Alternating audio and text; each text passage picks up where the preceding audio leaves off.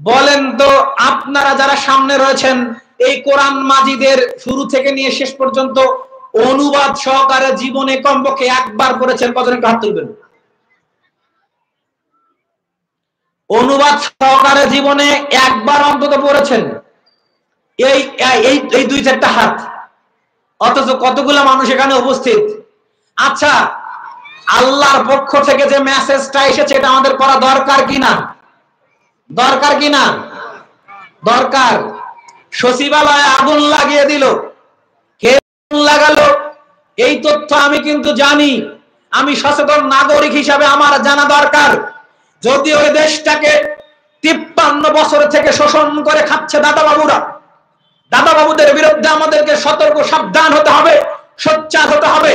আমি আওয়ামী লীগ হই, বিএনপি হই, জামাত হই, আহলে হাদিস হই, চরমনা হই, 88 হই, মাঝবান্ডারি হই, সরসিনা হই, যেই হই না কেন, দেশের ক্ষেত্রে অবশ্যই আমাকে একত্রবদ্ধ হতে হবে।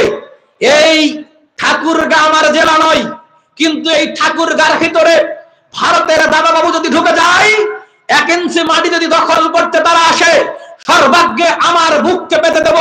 আমাকে গুলি করে তারপরে ঢোকো, তার আগে ঢোকার সুযোগ নেই। এক্ষেত্রে আমরা আপোষহীন। অবশ্যই আমাদেরকে দেশের নলেজ রাখতে হবে, জ্ঞান রাখতে হবে। দেশ ভালো ব্যক্তি শাসন করুক, পরিচালনা করুক, এটা আমাদেরকে চাইতে হবে। আল্লাহর কাছে দোয়া করতে হবে, আল্লাহ তুমি আমাদেরকে নিরাপদ শাসন দান করো। এগুলো জরুরি, অবশ্যই অবশ্যই জরুরি। কিন্তু কোরআন পড়া কি জরুরি নয়? জরুরি নয়? তা আপনার বয়স এখন চলে 60 বছর, আপনি একটা বারো যে আল্লাহর মেসেজটা পড়লেন না। প্রতিদিনই আপনি যে পত্রিকা টয়লেট পেপার হিসেবে ব্যবহার হয় না, তার নাম কি? প্রথম আলো। টয়লেট পেপার নেওয়া ওটা কি বৈধ নয়? কারণ ওই ভারতের এজেন্ডা বাস্তবায়ন করছে দীর্ঘদিন ধরে। ওই পেপার আপনি ঠিকই পড়েন। যে চ্যানেল খবর ন্যাংটা মেয়ে বের হয়ে আপনার সামনে আসছে, ওই ন্যাংটা মেয়ের খবর আপনি ঠিকই দেখেন। অথচ এটা জানা আপনার জন্য অত জরুরি নয় যত জরুরি ছিল আপনার কোরআনটা জীবনে কমপক্ষে হলো একটা বার আল্লাহর মেসেজটুকু অনুবাদটা পড়ে দেখা। এটা না করতে পারার পরেও আমরা নিজেদেরকে মুসলিম দাবি করি কেমনে? মুসলিম দাবি করা যায় কেমনে?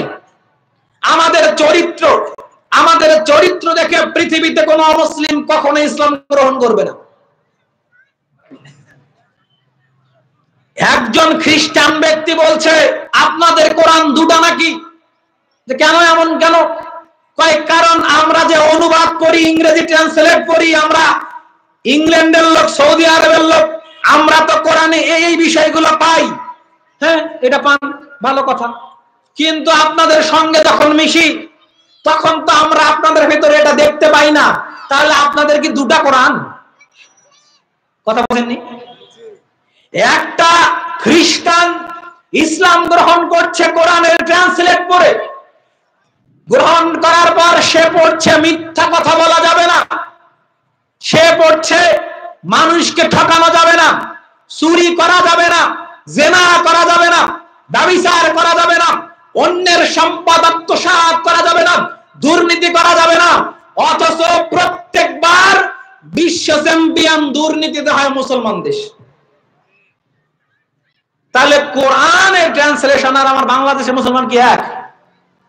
আরে হাজী সাহেব হজ করে আসে বছরে বছরে, সরকারের সুযোগ সুবিধা নিয়েছে, ফুলে ফেপে আঙ্গুল ফেলে কলার গাছ, মুই কি হনুরে, কি মুই কি হনুরে, বোঝেন তো?